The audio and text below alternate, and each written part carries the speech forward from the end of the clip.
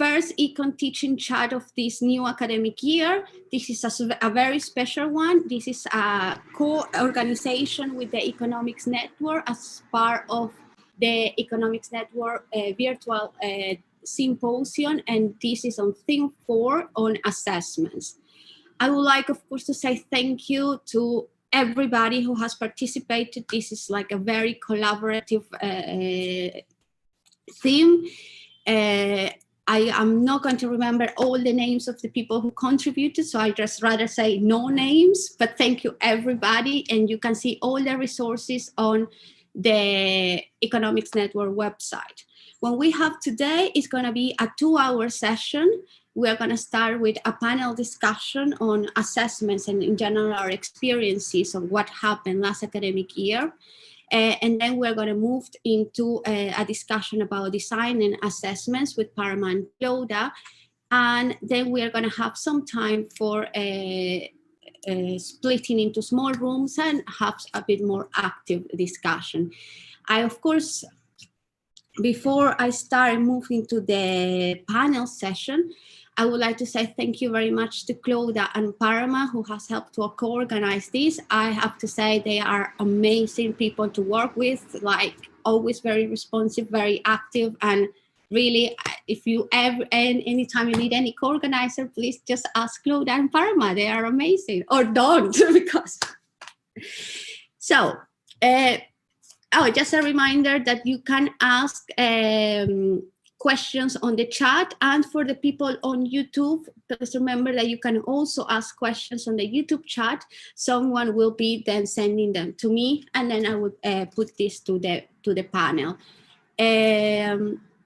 So with all this, I would like to start with the panel discussion, in which we have today the shift to remote assessments, what we did and what we learned. And this is going to be a conversation with Dr. Marion Pratt from Bristol. Marion, if you can say, you can wave so everybody knows where you are.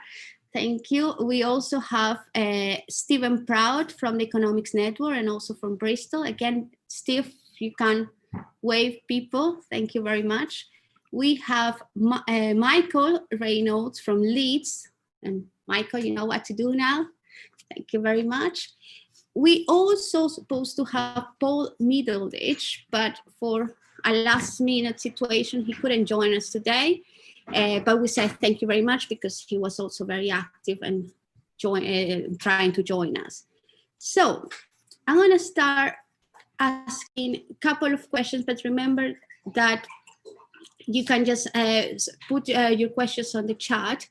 And I guess the first question I would like to ask the panel is like, what did you do last academic year? We know that we have Michael, who worked more in microeconomics. We have Marion, who was working more in econometrics. And we have Steve, who works in econometrics, but also is going to bring his experience as a director of studies at Bristol. And I just would like just a general overview of what you did, and perhaps tell us what worked well last year, and actually what didn't work, and just sharing your experience. Shall we start with Marion? You are. Yes. Hi, can you hear me? Yeah, okay. Hi, everyone. So I was teaching in TB2, joined on a core econometric course. So for joint under degrees, so economics and politics, economics and management, economics and accounting. So this is the only core econometric course that they will have over the whole program. So it's econometrics without the math, basically. It's all about interpreting the results and explain, give the intuition rather than deriving math results. So I'm the co-lecturer in this course, and I was responsible for the time series topic, and with a particular application on forecasting. So the original assessment was a 2.5-hour closed book exam, and there were 3 parts. Course questions on OLS, that was half of the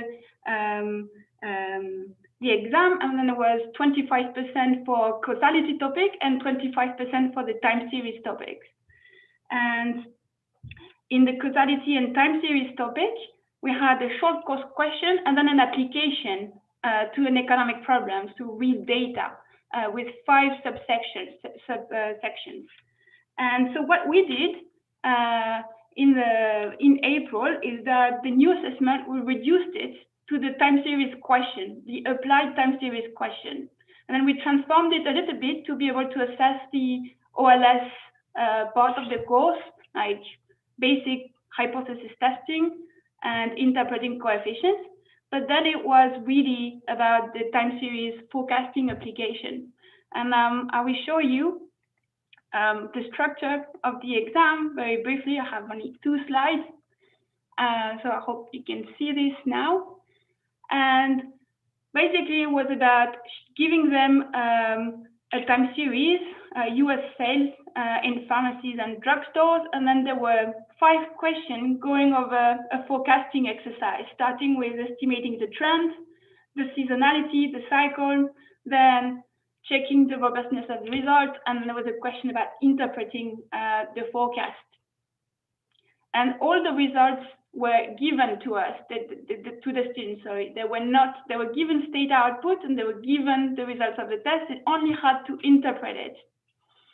And so just to give you an idea about how question might look like, that's the last question, was asking them to, so this is the forecast output, and it was in the form of a forecast interval, and just asking them to write, to interpret the forecast, but also to explain a question that it was asking them to explain in more detail and develop the intuition.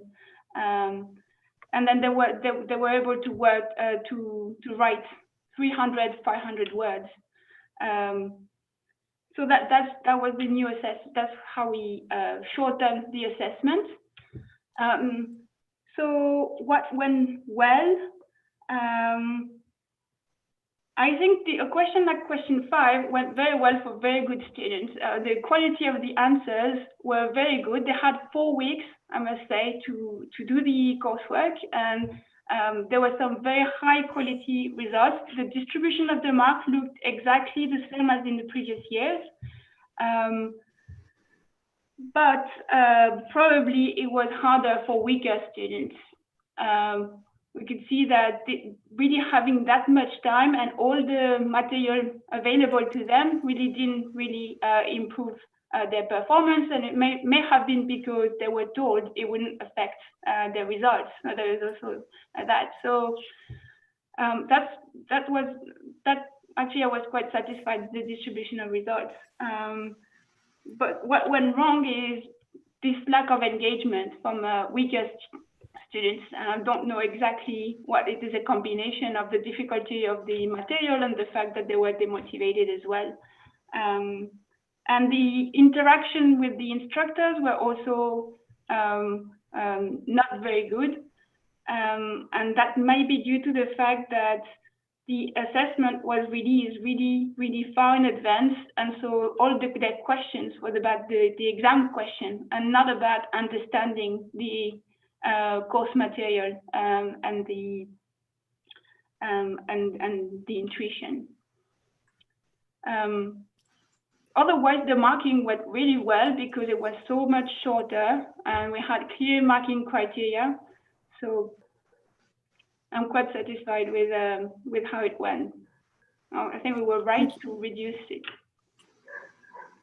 Thank you very much, Marion. And some questions are coming up, and I have some questions perhaps follow up, but let's listen first, all of you, and then we come back to questions. Michael, do you want to share a bit your experience? Yes, I guess what I'm going to focus on sort of 2 different things. I'm going to focus on my experience as a sort of module leader of a second year microeconomics module, and also I have quite a heavy role in the division in terms of sort of setting assessments. So I can sort of tell you a little bit about how we, as an economics division, changed our assessments in light of the situation.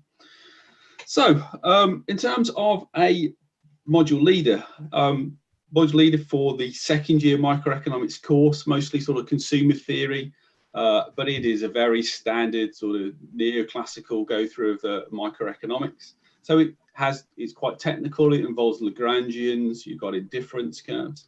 So when this situation was all sort of going through, it has a fairly technical assessment where you're asking them questions, you're asking them to solve things that clearly have a right answer. So when it became very sort of clear to me that the situation was that we weren't going to have those physical exams, and it's going to be very difficult to have sort of vigilation, and students were going to be doing these off in their own world, I became very, very concerned that, you know, with a right answer to a second year micro, it's very easy for that right answer to be found by anyone on the course and then be shared. There are some questions in there about understanding, but I started to get very concerned that, you know, for some of the marks, it could easily be one person solving it and giving them to lots of other people. So I started to work on a sort of solution that was more about giving students data and getting them to try to come up with an answer using those techniques. And it was an open-ended, it would be an open-ended question. They'd use those techniques, they would come to their own solution, and they would have to justify it through the use of the sort of the techniques were there. So it wasn't about one single sole answer. Now, just as I started getting hold of this and thinking, oh my God, this is going to take me a long time to be able to design this and do this. And actually, one of the problems I think we face with assessment is that our institutions don't always appreciate and give us time to write good assessment questions. My university cancelled first year and second year exams.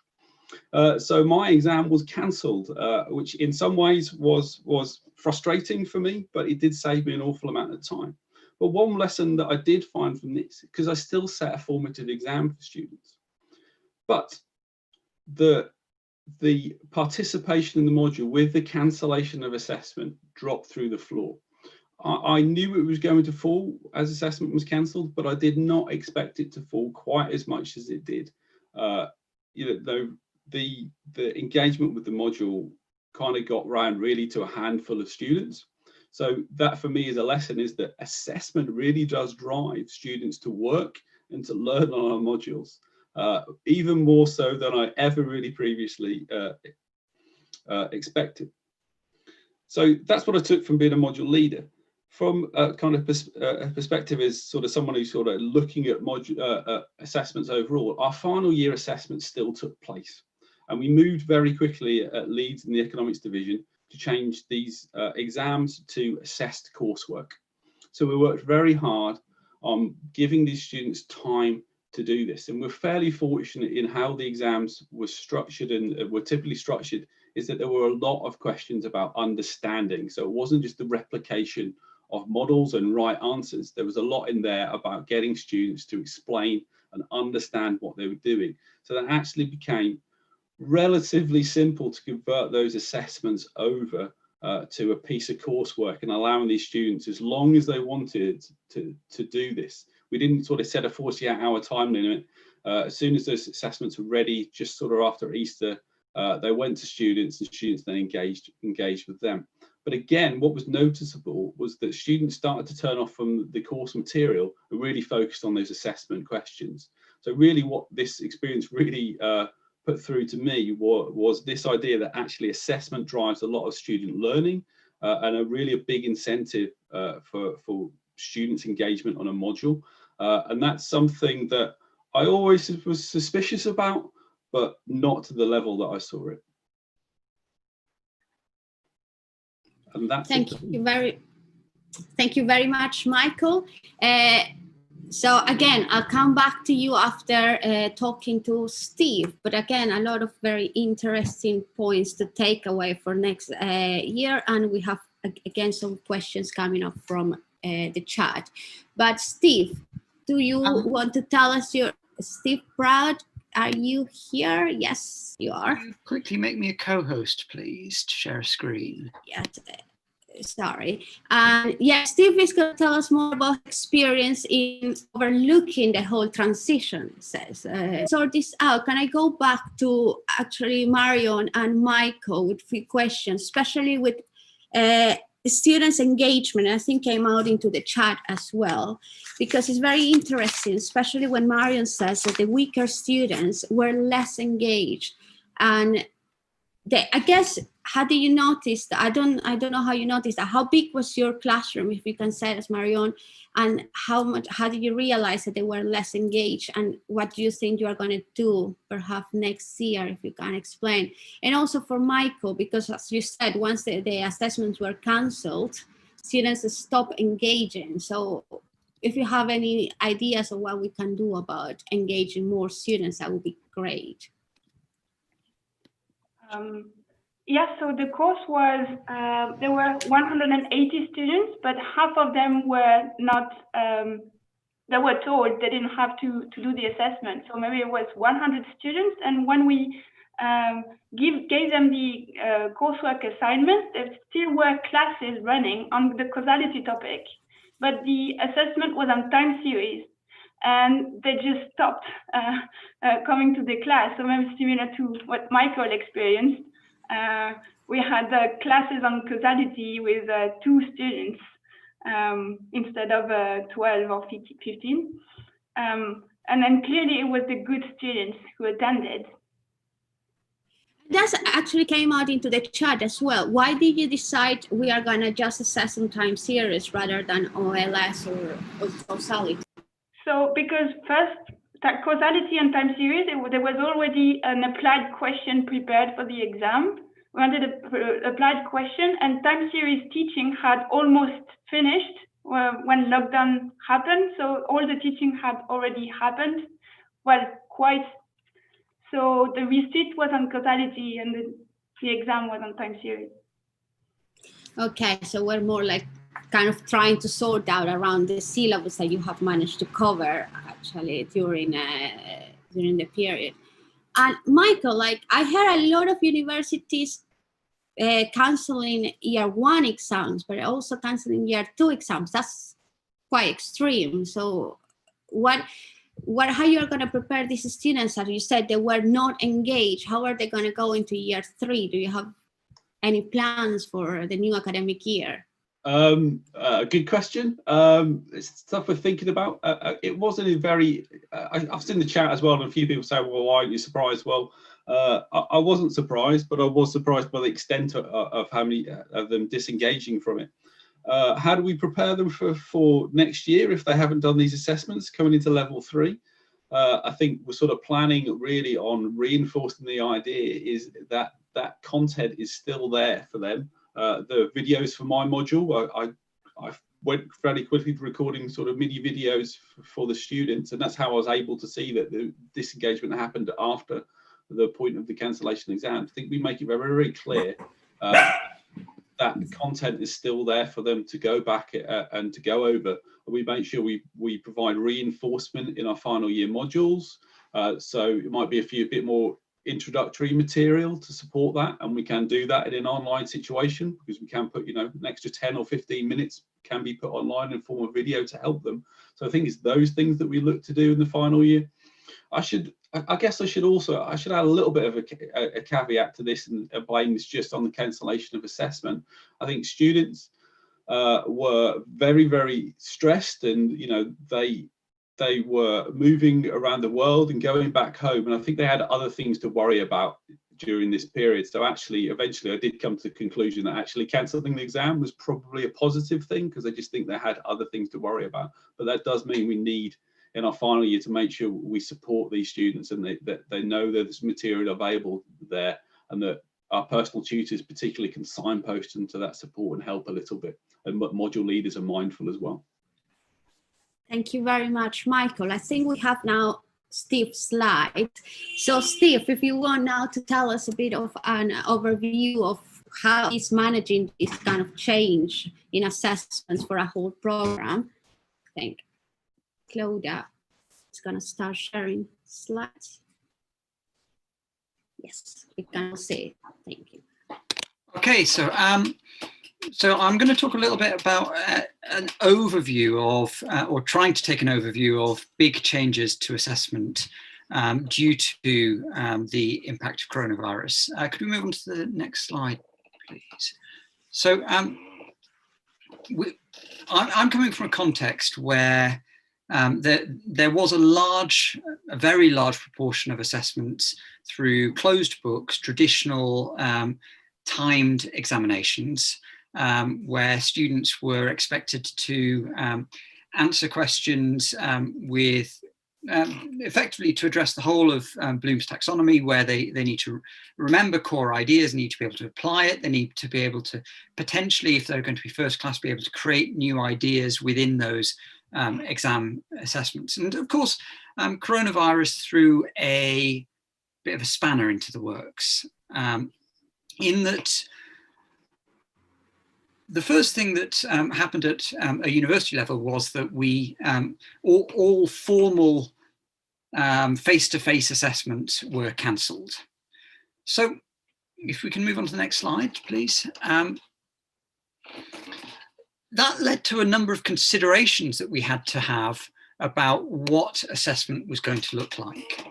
And we tried to think about students within a program as a whole and try and think about making sure that across the program that students were achieving their program learning outcomes. Now, that might not be the same as ensuring that within the units that students are achieving all of the learning outcomes for individual units, because we know that students see learning outcomes a number of times throughout their programs. So we were trying to focus on making sure that students achieved their program learning outcomes, but without trying to compromise too much the unit learning outcomes, but with a recognition that in some cases, maybe the learning outcomes for an individual unit wouldn't be met.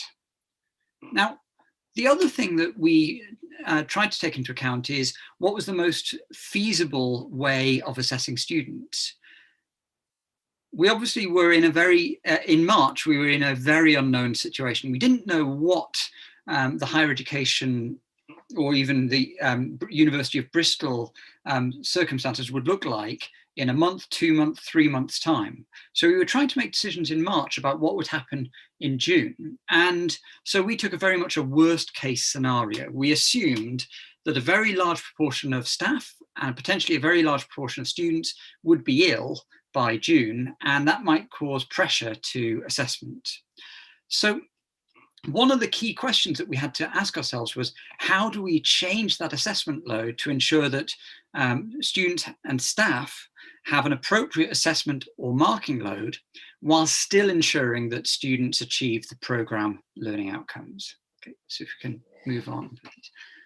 Now, one of the things that we did was that we moved almost all of our assessment from exams to coursework.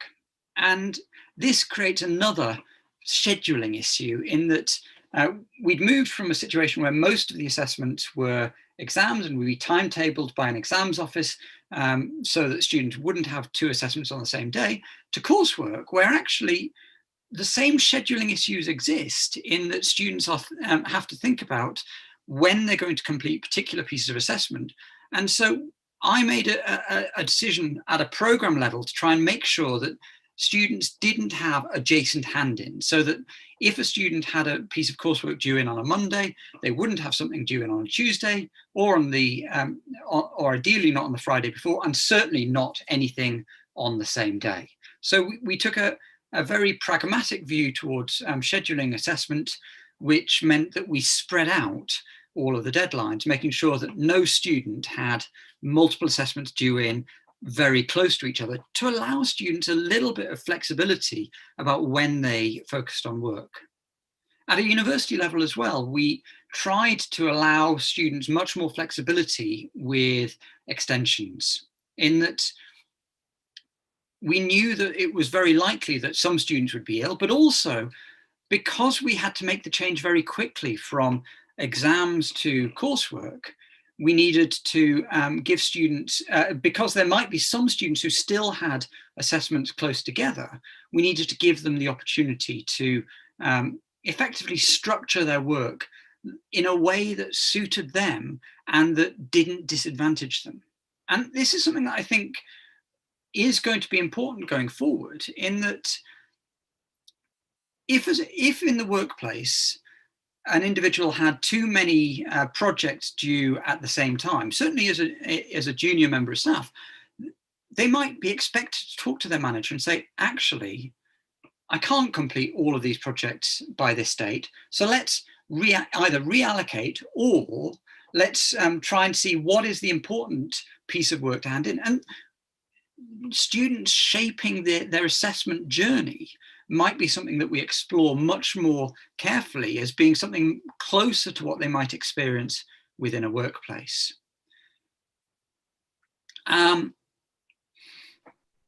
I'm seeing a question popping up in the chat already about assessment bunching being a perennial issue, and I agree completely. I think the issue of assessment bunching was amplified by the move very suddenly in March from exams to coursework, and this was simply because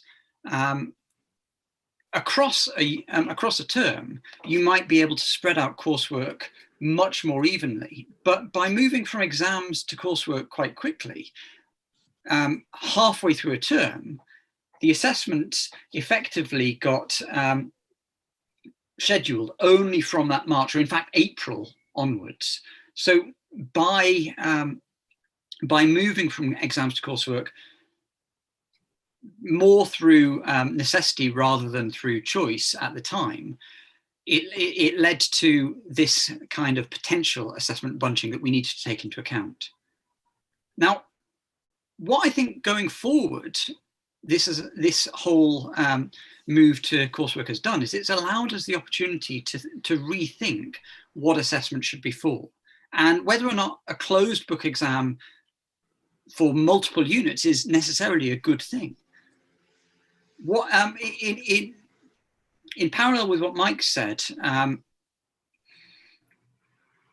one of the problems with moving to coursework is obviously if there's a right or a wrong answer, then you might expect lots of students to get the right answer. And in the assessments that I saw, that that there was very little change from an exam format to a coursework format. So effectively an exam was turned into a piece of coursework. Those were the sorts of exams where students were getting very high marks. So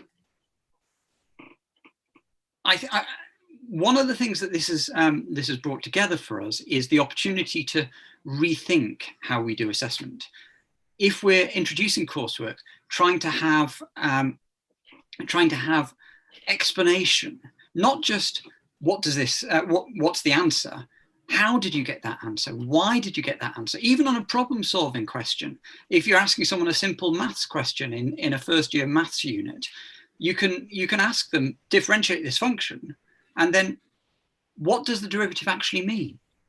How do you use that derivative? How does this then apply to this economics problem that you might have seen in your economics unit? So it's given us a lot of opportunities, but a lot of challenges.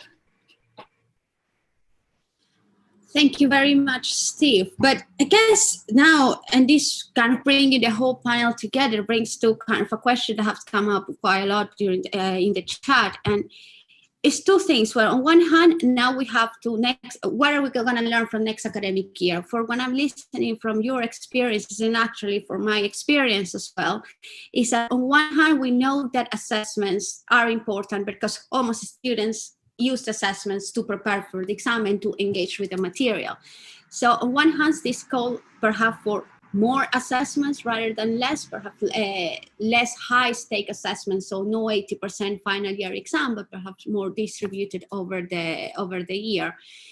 At the same time, however, especially what Steve says last, is like if we all are increasing the amount of assessments, does not create a problem with over-assessing students in a way, and students having a lot of assessments to submit in certain weeks. And especially in those courses, for I don't know, but at Warwick, students have option, especially in year 2 and in year 3, they start having more optional modules and they can choose optional from other departments. So it becomes very difficult to how we are going to manage a student timetable in order to make assessments spread out and not all accumulated in certain weeks. And so it becomes a challenge, not just to design the assessment to be open book, but a challenge to design the whole program in order to make assessments quite spread out and to not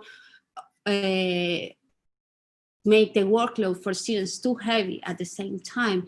So I don't know if you have any ideas on that. And, you know, going back to Mario and Michael, especially Michael and Steve, that you are seeing the whole program in your departments, because the students have also complained of being over-assessed in previous years, or at least they have at Warwick. So how do we put all these things together?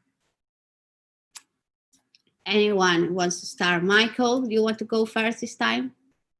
Yes. Okay. So that's a lot to deal with. I guess what are we going to do next year? Actually, there's I think there's a bit of a positive end from this move to coursework. Is I kind of actually saw that quite a few colleagues this year have now officially changed their module. It's still high stakes. We have a limitation in that we're really only allowed one assessment per 10 credits. So the structure of the university essentially gives us this situation where we have to have a high stakes. But I think the good news was that actually my colleagues looked at it and looked at what happened with the assessed coursework, and they liked it, and they have been encouraged to do more coursework. So they've changed, some of them have changed their 100% exam to a 100% coursework, and actually starting to introduce and to make formative feedback more a part of their modules. So that's a real positive. The interesting thing that's come out of this a little bit for me is that there are students that are fairly adverse to coursework. This is not a mindset that I'm used to, because to be quite honest, I've always preferred coursework more, and I'm getting students who see any change away from an exam as a threat to their classification, because they think that they are better at exams, and often that doesn't appear to be the case, and they are prepared and they do well in things like dissertations, but they don't feel prepared. So I found in a very odd swap round that my colleagues want to do more coursework now, but it's the students who are saying no, actually less coursework. Coursework takes us too much time. So I guess there's a burden perhaps that they perceive coming with an infinite amount of time, or they perceive it, to write a piece of coursework, and refining it they find takes a long time. Thank you. Steve, do you want to go? Yeah, so I mean, I'd just like to follow on from Mike's point, because I was reading the literature on coursework versus exams in higher education over the summer, just to try and get a picture for what was happening with student performance when there's a movement from coursework to exams, or vice versa, exams to coursework. And one of the common threads that's in the literature is actually, as opposed to students actually doing worse, on average, students were doing better when they had coursework rather than exams, simply because, as you'd expect, they've got more time to reflect on the problems, that they are less likely to make those random errors that you're going to make within an exam. In an exam, effectively, we're getting a measure of a student's ability in a unit, but measured with massive error, because it depends on what the questions are that are asked. It depends on whether or not you accidentally make a careless calculation error in part A, which then leads on to losing marks in part C because you can't find a core equilibrium. So the exam itself has so much risk associated with it. And as far as I can see, the only genuine positive thing about an exam is that you know who has sat it. That you can prevent people from plagiarizing from someone else. But almost everything else you can achieve via coursework, and you can even detect these forms of plagiarism in some ways through not particularly innovative assessment techniques, but going towards introducing vivas, if you're able to check students on the threshold on grade boundaries, to check that they genuinely are at a 2-1 level rather than a 2-2. Thank you, Steve. I come to you, Mariam, in a second, but just wanted to add something to what Steve said. And I think, like, from the survey, I haven't presented their results, but there is like the preliminary results of the survey they will run, and we hope you all feel. We can see that one of the main concerns is exactly what you just said last, Steve. It's about students cheating, not doing their coursework themselves, asking for help. So I know that Tim is around and he had like something about that, but is it that we are minimizing how much cheating actually happens on an exam? We know that the students are sitting there in the exam room. Do we know if students are actually not cheating? Because we also know that there is a lot of cheating going on in the exam rooms. It's just we cannot detect it. The students go to the toilet, the students manage to get access to their phones and these kind of things. But of course, I don't want to minimize the worries of all of us to kind of having coursework and not having the students doing this coursework. So I want just to put the question and perhaps start with Marion this time about what are you going to do next academic year? Because very likely we are still going to be assessing remotely. And if you have any plans to try to minimize any poor academic practice, if possible at all. I know it's a difficult question, Marion, but yeah. Yes, so for next year, I think it's still not finalized, but we are thinking of having several coursework, maybe lower stake over the semester to maybe improve engagement. And also it shouldn't be too time consuming, because we have students on different programs who already have coursework in politics and philosophy and management.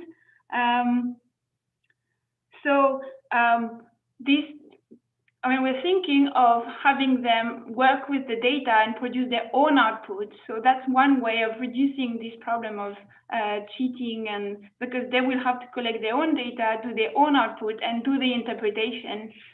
It could be an open-ended question, like a real-world situation in a consultancy. They have to forecast a series, for example, or a policy report. So I think in this way, and then also as Steve was saying, maybe just asking them to interpret, to give the interpretation in addition to just producing results. And I haven't seen that was a big problem in my previous the assessment in the previous semester with this, because they were really assessed on the quality of the explanation, and we could see that maybe they worked in groups. But we could see as well the difference. Some students who really could understand very well and explain very well, and the others who had the answer, but we could see that there was a slight misunderstanding. So that's where we're going. We're going towards spaced coursework over the semester with using data.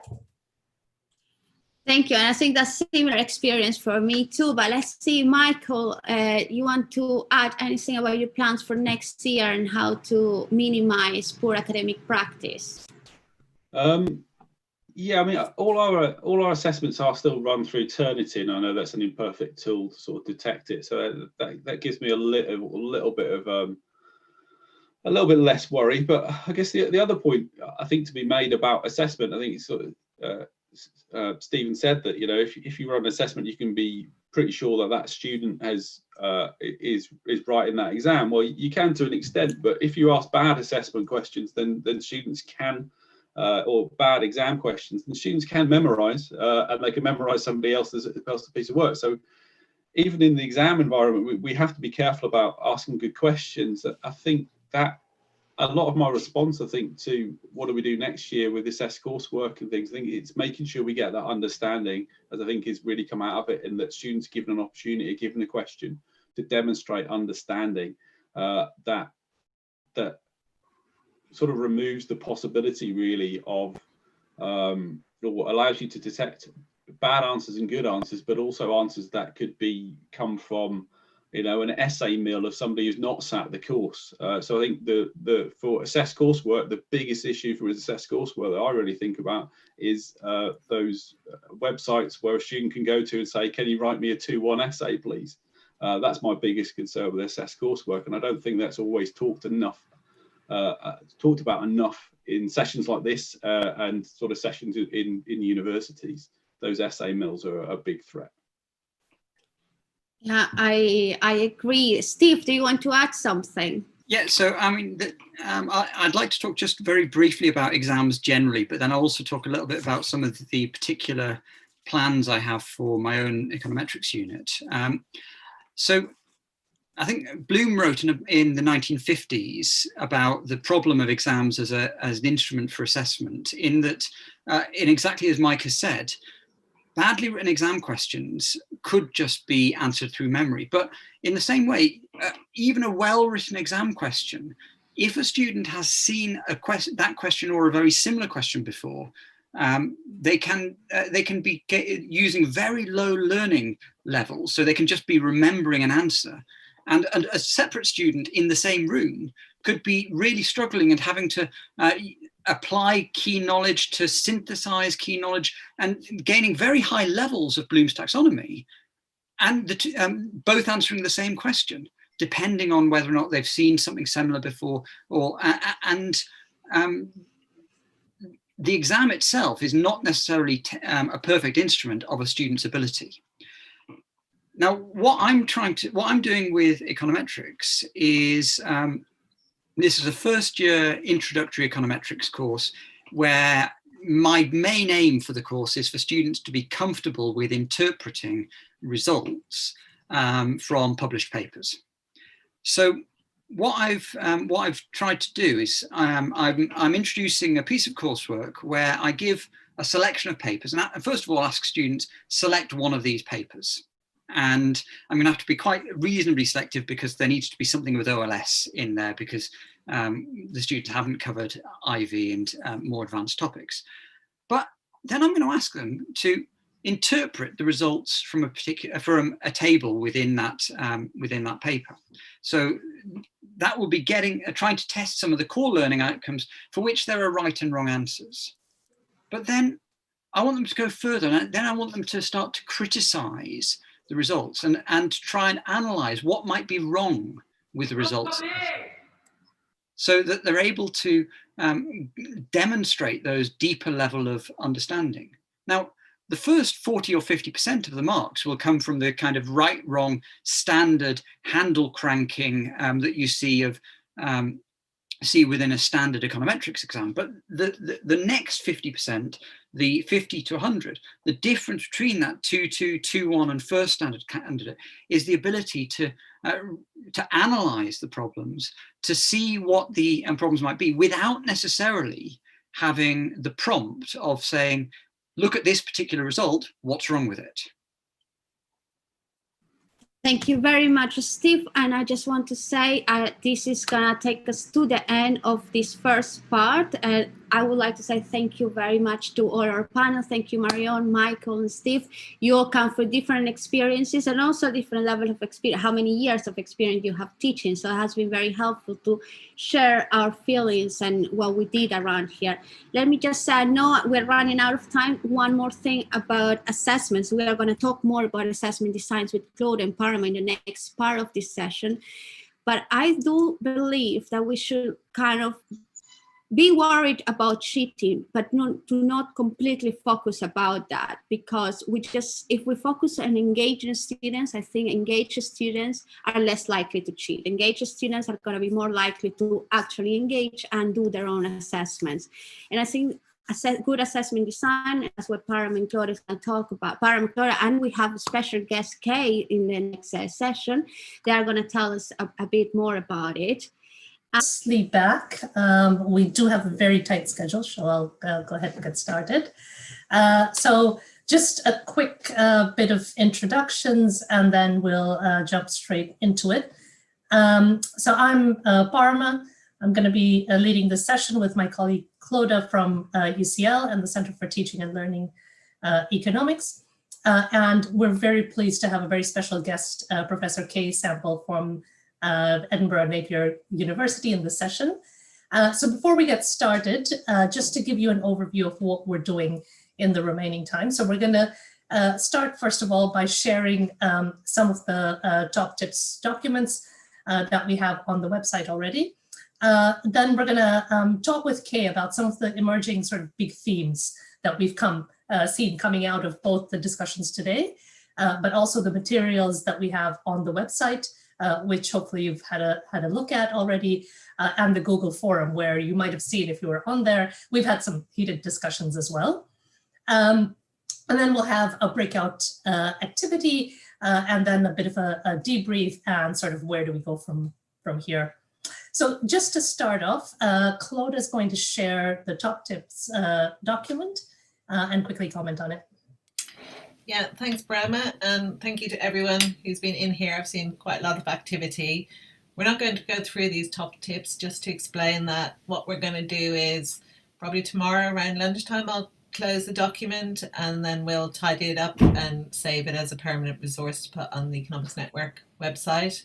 But we really just wanted to illustrate two things to you. One is I started writing this and realized I'm not the only person who knows something about this. In fact, I probably know as little as everyone else. So it's a nice idea from time to time to get everyone's ideas together. But also just to illustrate that getting students to work on an output like this is quite simple. Just creating a shared Google Doc or a Microsoft Doc can be very effective for those of you who are a little bit afraid of more fancy technologies. So we will share these top tips as a resource, but I'll keep it open till lunchtime tomorrow if anybody wants to add to it or edit what they've done then. And obviously we won't show any names of who did what when we put it on the Economics Network website. And I'll hand back to Parama and Kay. Great, thank you very much, Claude. And can I just echo the thanks on everyone who's put in so much work, and hopefully, we can work together to sort of get through all of this together and come out on the other end with some, fabulous new assessments. So like I said before, we're very happy to have Professor Kay Samble. She has, you may know her writings, widely published really on assessment and feedback or feed forward in higher education. Kay, you've sort of heard the discussion today. You've probably seen some of the materials that we have on the website. And one of the things I said on the chat was, for someone not in the economics field, you might find that economics, definitely in terms of assessment, in terms of teaching to a certain extent, is quite traditional still. And the people you're seeing here are not representative at all, I think, of the kind of work that happens. These are some of the most innovative people who are on here. So what we've had emerging from all of that material, all of those discussions, are some of the common themes. And I'm hoping that you can sort of give us some guidance, give us your top tips and reactions to these big themes. So the first one, which was kind of the starting point of the panel earlier today as well, was this transition from closed book, traditional sort of cumulative end of year, end of term, something like that, exams, to this open book, uninvigilated kind of setup. And we've had some discussions around it, but what are your thoughts on sort of making this transition useful for students, so making it sort of assessment for learning, but also the big thing I think that many of our colleagues are very worried about is the workload, the work that it takes to make this transition and also to market perhaps. So I think there's a lot of things that are opening up here that are remarkably familiar across the sector. The first is the sort of almost alarming ubiquity of the time-constrained invigilated exam, which is, as colleagues have been pointing out in the chat, I've just noticed. Sorry, Amazon are just delivering something as we speak. I've noticed people talking, asking themselves, longer term, is that the sort of thing that our students are needing to do?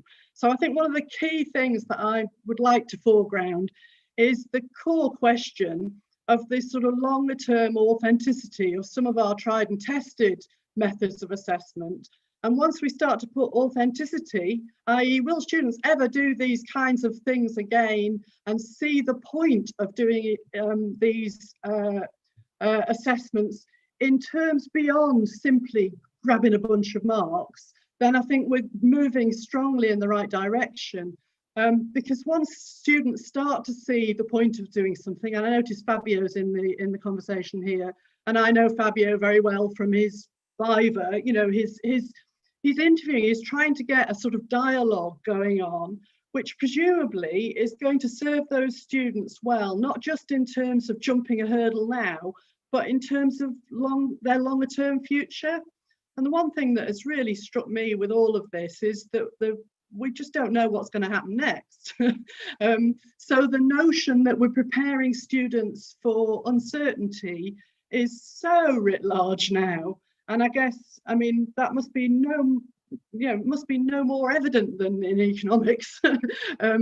Uncertainty is the new normal. So where are we preparing students in our assessments, not just to do what we have taught them, because that's where we are now, but what they can do with that to drive forward in their future lives. So I would really like to put the emphasis on the longer term future, but also this manageability issue. I mean, it's no point, as somebody said, sort of, overdoing it so that we can't manage, but if we can't manage, our students can't manage. So there is something going on in all of this debate, which is really helpfully making us see how much we're often using assessment as a sort of stick to drive students rather than as a carrot to help them learn. And as educators, that's what we're particularly concerned about. So how can we use assessment as a carrot that helps them to see that what we're asking them to do is not just a hurdle to jump now, but is engaging them in the longer term. And that's where I guess the issue of tying things in, tying question writing in to something personal, something that matters to them, something that they can see matters in later life as well, rather than simply getting marks, is so key. And that's easy to say, and it's very difficult to do, as I think Steve was mentioning. But I guess one of the things that I would sort of point you at are some things that Sally Brown and I have been writing in the wake of this, these crises, because it really is alarming for us as staff, and also for students who are, really getting to grips with a whole new way of working. Everything is changing at speed. And what we've been trying to do is come up with some really practical, try this kind of template might work to help you think through some of these really vexing issues. So what I'll do, with your permission, is put some of those resources into the chat so that you can see direct downloads, and they're very, very pragmatic. I really want to emphasize that. There's things like a template or a task generator, which we've just created, which helps you think about the learning outcomes, think about how else you might approach those learning outcomes. It's that very practical support that I think people need now, rather than, and I think the longer term, more sort of esoteric conversations can come later. But I think we're moving in the right direction, because the conversations are now absolutely about how can we make this work for longer term learning. And in the light of the A-level debacle, we've got to get away from exams. They're too vulnerable on all sorts of levels. I mean, Steve was talking very much about the level of the knowledge, what sort of knowledge they're promoting, but they're vulnerable on every level. We are where we are because they're quite a frail system, actually, that don't easily translate into something else. And we've got to be ready for that. This is going to keep on happening for quite a while, whether it's pandemic or whatever. So the vulnerability of the exam is something that I feel really quite strongly about. So sorry, that's really great, Kay. No, that's fantastic. Yeah, if you can share so many issues that are really, bubbling to the surface.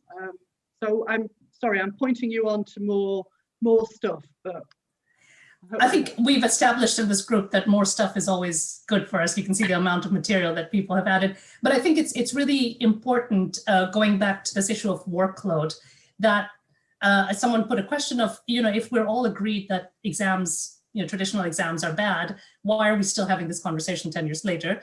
Which is a great question, because we all feel like we're driven somehow to do that. To a certain extent, it might be because of regulations and institutional structures and things like that. But perhaps a lot of it is coming from lecturers also worried about the change, like how do I actually make the change? So anything specific and sort of detail that we can give them, here's a quick, easy way to do it. I mean, it's not easy, you know, it requires some work. That would be useful, I think. One of the things that's come up, and you spoke about Fabio's Viva, which of course, you know, a lot of us are big fans of, is of course, it's hard to do those kinds of things at scale. And I mean, what the A-level fiasco has brought to the fore for many of us is that enrollments have gone way out of whack. Many of us are stuck with, I mean, we love our students, but we have way more than we have resources for. Do you have any sort of tips for how do we deal with this? So marking, of course, is one issue, but designing assessments that still work when students, there's a lot of students and not that much sort of, you know, guidance. And we have a sort of structure where we can guide students as to why we're doing this assessment, how you actually do this assessment, and what you're kind of getting at the end. So how you're getting to the learning outcome. So I think it's about putting the proverbial cart before the horse, put the assessment cart before teaching almost, or make it absolutely embedded in your teaching. So the best thing you can do, people are saying, when you go online, is when they're back, and if you're face to face, is help the students see how and why that assessment really matters in terms of their learning, not just in terms of getting marks, in terms of their learning.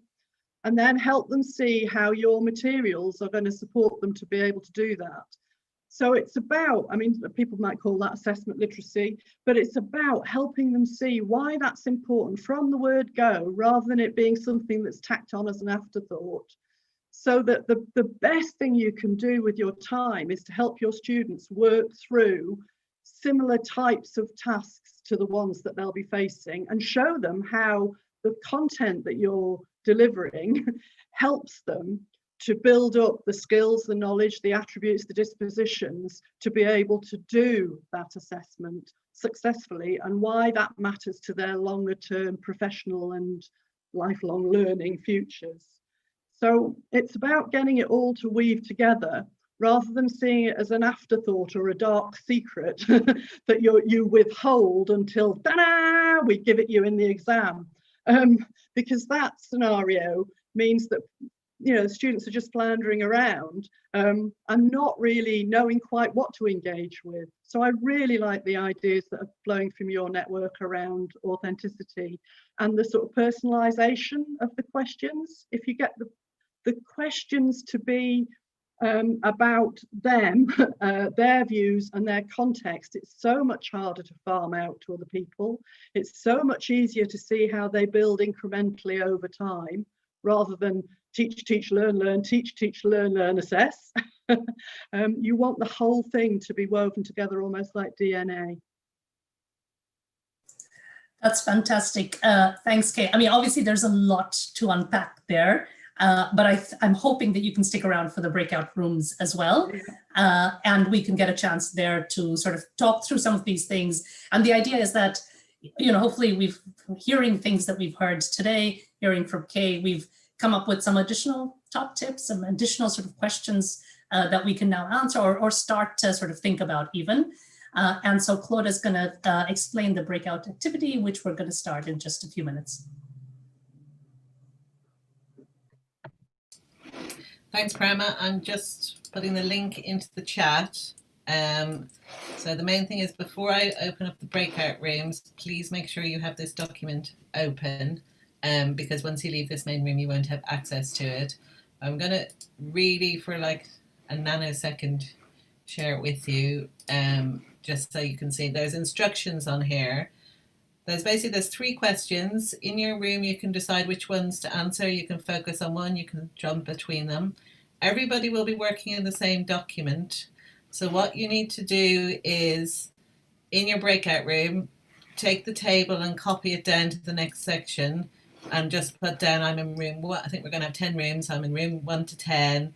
If you want to put the names of the participants in, you can, and then your thoughts on the question. So we should end up with multiple of these tables for each question, and And again, we shall condense all of this. Annika is very helpfully writing us a sort of summary of this seminar afterwards. So we'll bring in ideas from the breakout rooms as well. Do a bit Q&A, and then I'll explain what's going to happen next, just in the last few minutes. Okay, so I just wanted to, is Kay back as well? Let's see. I think everyone's back, Brahma. Everyone is back. Okay, fantastic.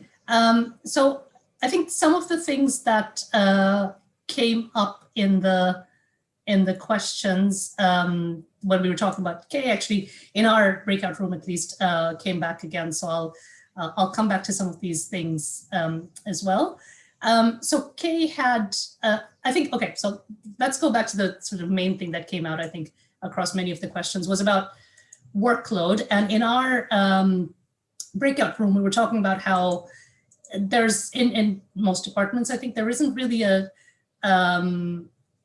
sort of, idea of how long it takes to write good assessment questions. I think across the different questions that we had in the breakout room, we've established that you need time and effort to actually write a good question that achieves whatever it is you're trying to achieve. So assesses the skills, gets around the problem of plagiarism, and all of that stuff. So I'm still trying to find Kay on here. Hopefully she's here somewhere. Oh, there she is. Kay, would you be willing to come in to comment on sort of what you're seeing, what your experience is across the sector of sort of, estimates of how long it takes to come up with good assessments and how they work in sort of workload models and so on, so that people, it becomes more transparent. So people know how long it takes to teach and prep for an hour of teaching or something like that. But the clarity around assessment and how long it takes doesn't seem to be kind of quite there. Oh, okay, so you've just mentioned an unmentionable workload allocation model, which is a red rag to most people's balls.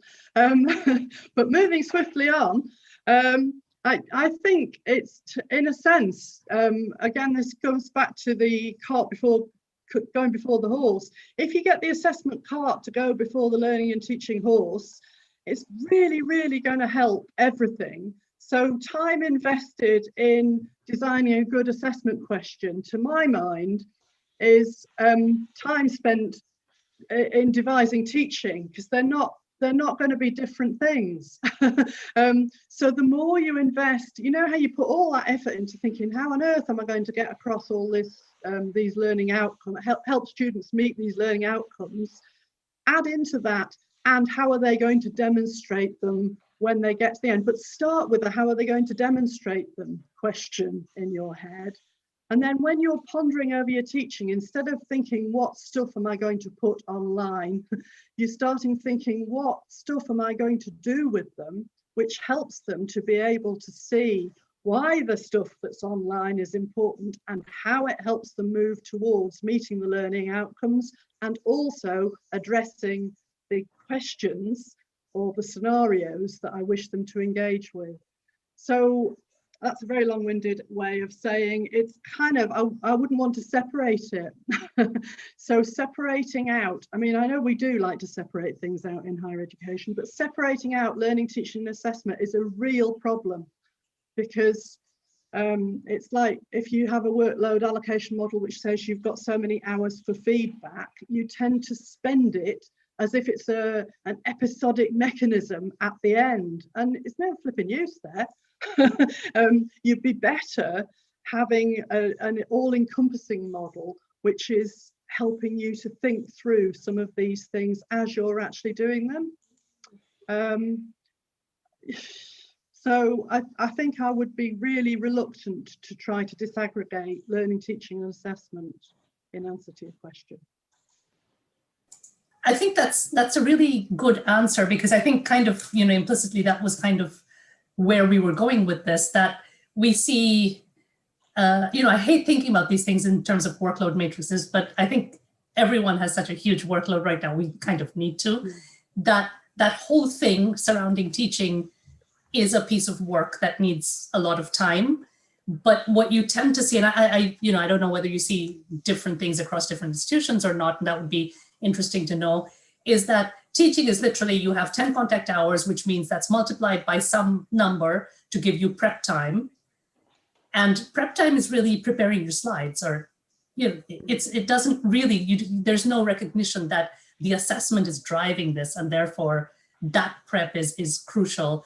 And in order to have all of these different things that we've talked about in terms of best practice in assessment, you absolutely need that.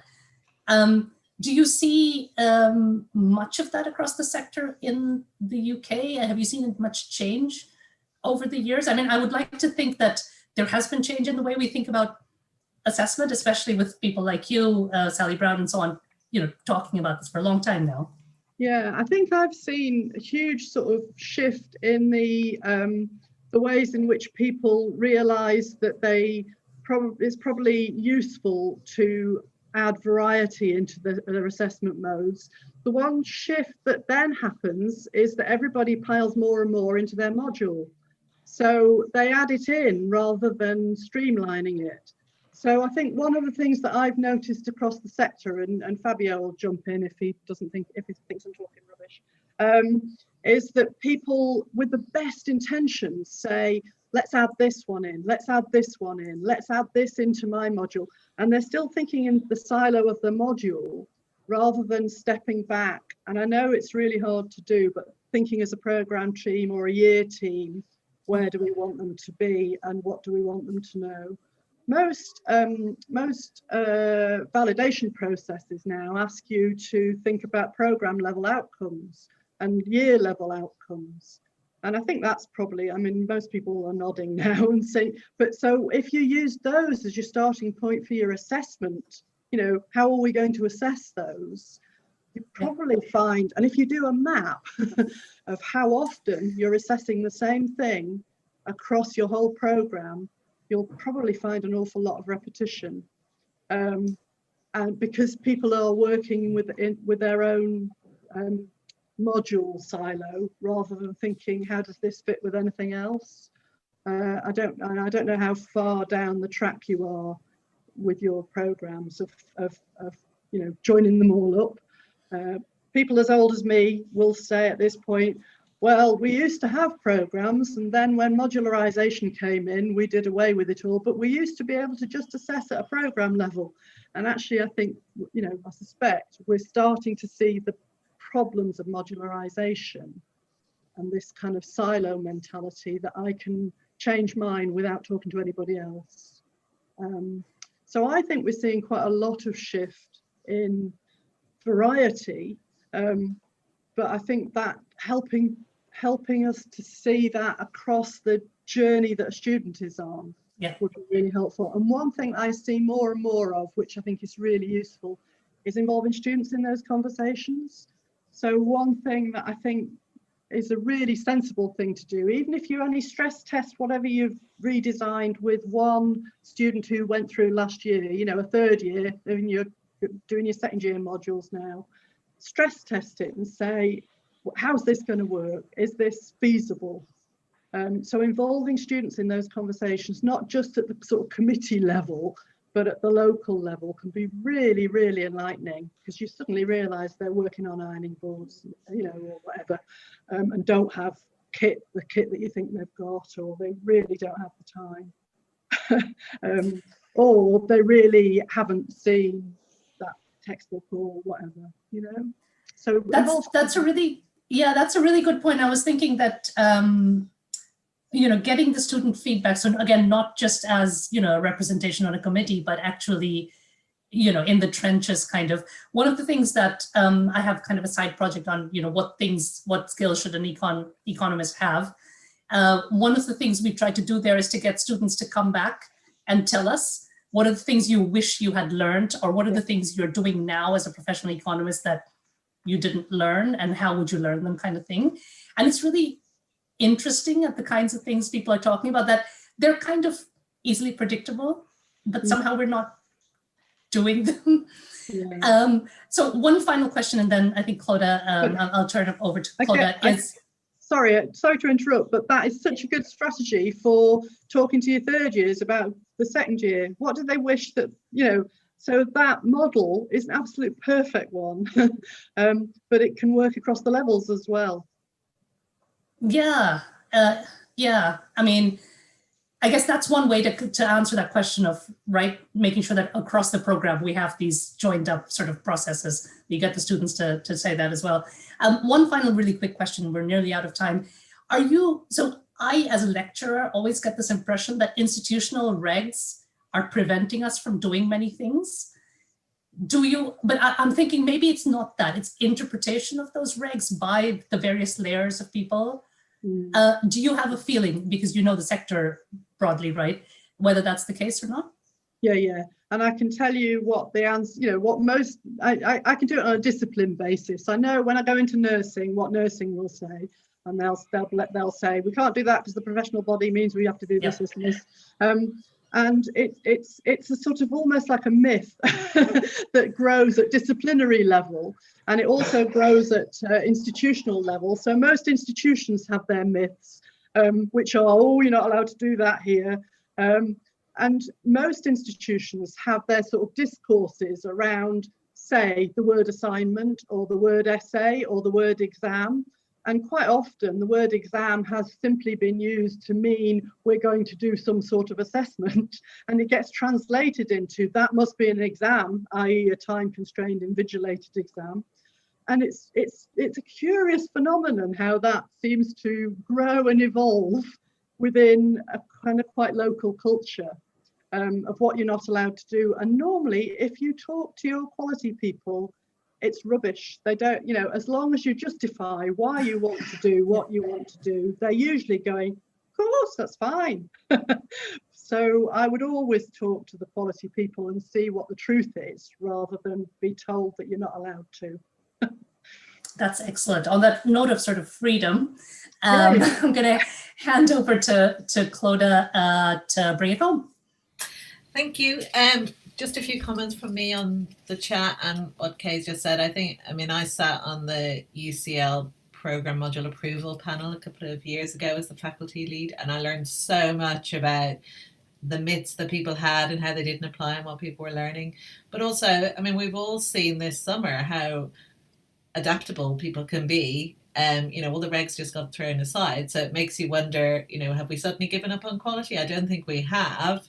I think people just realize that having 2-year lead times and all the checks and boxes actually aren't needed at the level that they have them. So hopefully some of the people who sort of cling on to the regulations passionately will remember how easy it was to work with them. But I think asking for things and pushing for it, it can be annoying that you have to make the case all the time, but it can work.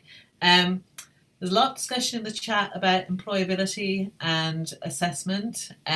Obviously my thing. One of the things I have a draft of sitting in my desktop is the handbook chapter on employability skills, which I had started writing off the back of the project we did last summer.